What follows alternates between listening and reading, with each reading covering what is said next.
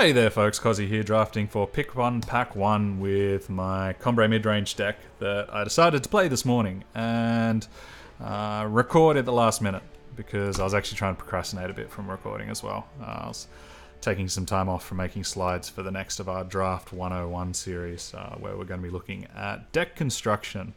And I guess I hadn't intended it to be, but insert free plug. If you guys are new to draft or if you'd like to hear some of my opinions on the philosophy of draft, then please feel free to check out that series. I have the suspicion that you might have already because it's by far our most popular series on Pick 1, Pack 1.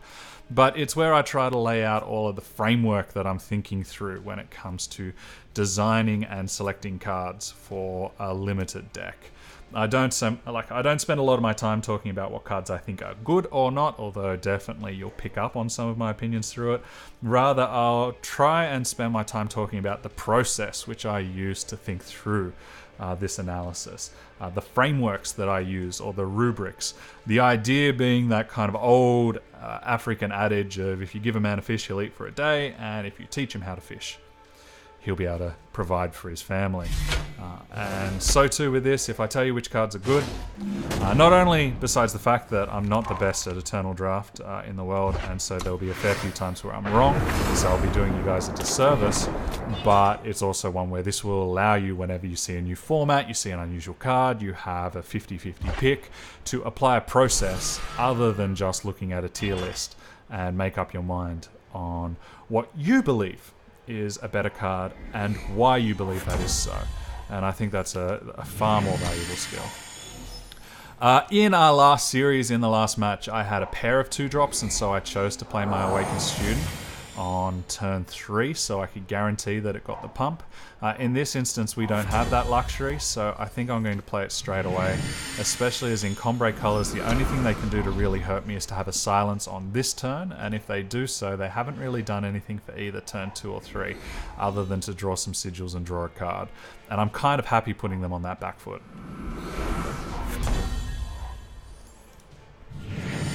We could attack in with our Finest Hour, but I think I'd rather just keep developing my board, and we don't want to play the Aegis Mentor quite yet, because I'd rather have something that has a cost of 4 or greater so I can get her value.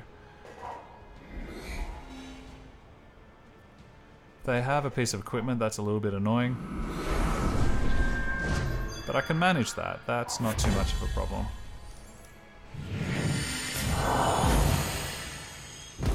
If we do it, they'll be getting 5 toughness. I can get up to 7, so I'm fine with that.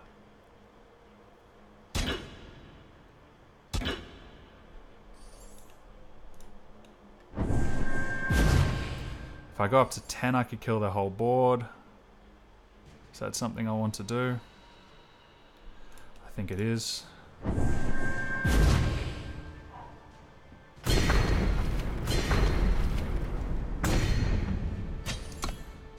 And we've gotten rid of a highly problematic creature and have a very strong board here with what's going to be a 5-power creature as well as a 3-power creature. Could be argued that keeping that other card in hand would have been nice, so I could do things like attack through this Horn Volunk, but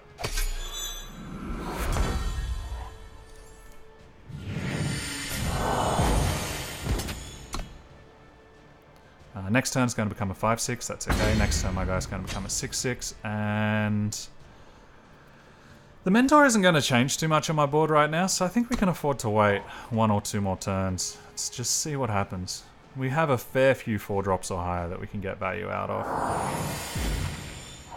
Okay, so that Echo card that they drew... Oh no, it was Ornamental Daggers, so I'm okay with that.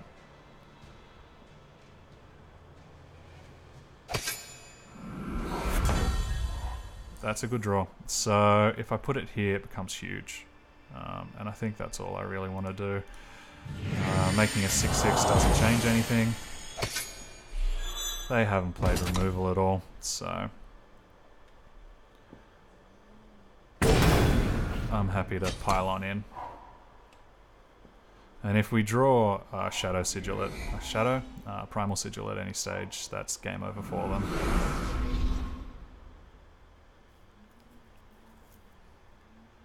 Pretty sure that Tower Top is basically on chump block duty. In fact, we have a couple of cards now that are going to be on chump block duty. That allows them to triple block until I draw that.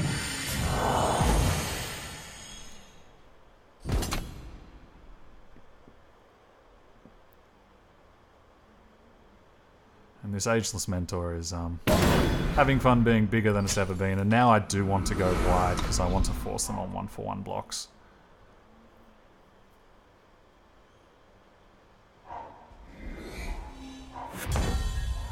So if I attack with everybody, what's the result? They block with a profitable block. They chump block. They have to block and die.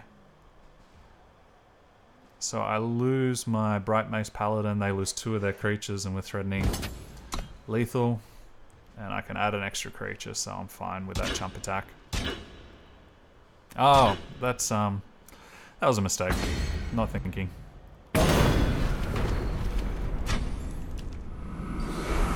Whoever heard of that thing of your opponent's not doing what you wanted them to do? That was a huge mistake, and it could very easily let them get back into this game. So that's 8-11, which is too much. So we sit tight. If they brick, we'll have the overlap here. We should have had the overlap before, but I was brain dead. I've got no excuse for that one. I just assumed blocks were going to go down the line and just made a very big bonehead play. If we draw Amber Acolyte, we get to win. If we draw a Primal Sigil, we get to win. We get to hold this up and threaten a win that they're not aware of.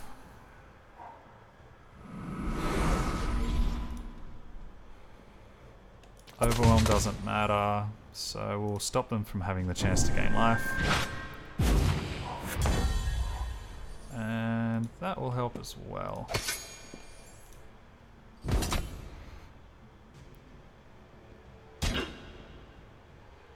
It could be argued that I should wait until my turn to use that. I would have then had lethal. I guess I was thinking about how to use my power most effectively.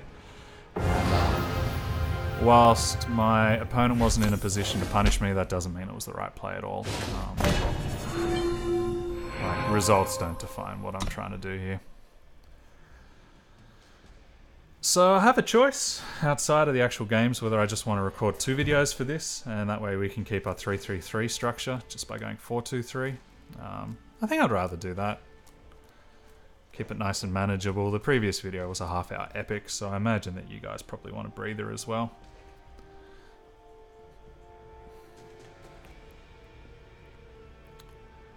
But yeah, sweet deck. Sweet deck, and I'm not actually that unhappy that you guys didn't get to see the draft, because to be honest it wasn't a tough draft. It was just one where Combrei was open, I picked up that it was open very early on, and then we just picked all of the best cards that just got sent through to us. We can do better. Draw 1 more power, I feel okay. I really want to draw 2. We're playing the Stranger into the Bright Mace ideally. That's not a great draw. There's a good chance that we won't even be able to play this card before the game's over. Although it looks like my opponent is stuck on colours, which could be a blessing for us.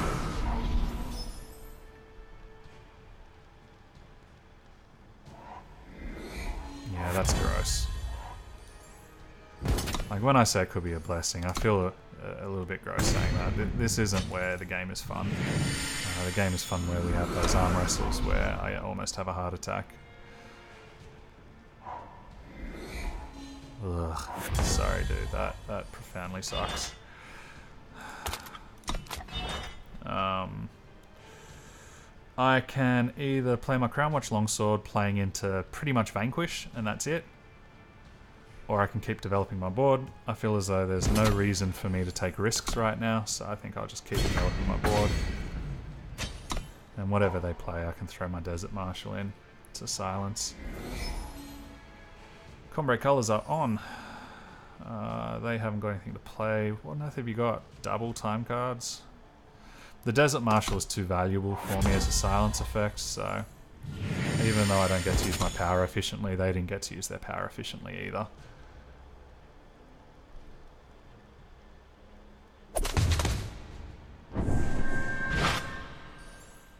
Sure. And we'll take the block because I'd rather get down something bigger.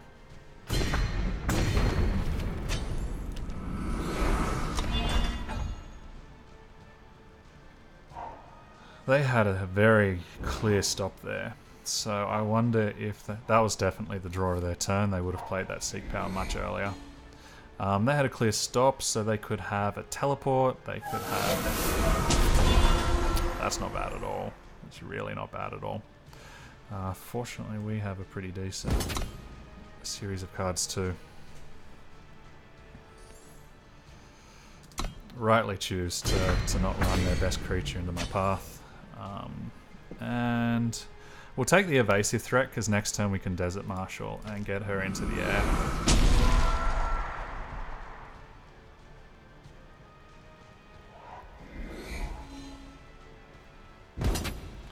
And I'm perfectly okay taking 5 here.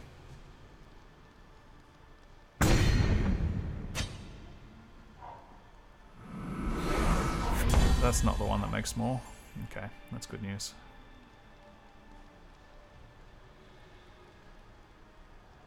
How do we want to do this? So, if I attack... Oh, it's easy. I play a Crown Watch on one of these, whichever one they don't block. I play both of my finest hours, and that's lethal.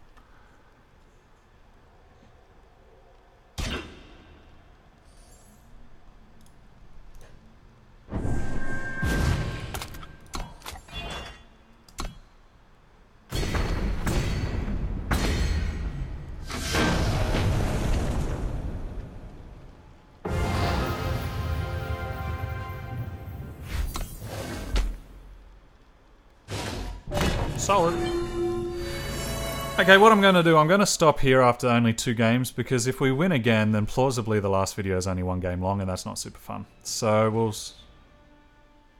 Yeah, because if I lose twice, that's the end. If I win 2 and lose 1, that's still 3 videos. Yeah, so we'll stop here, take a quick break.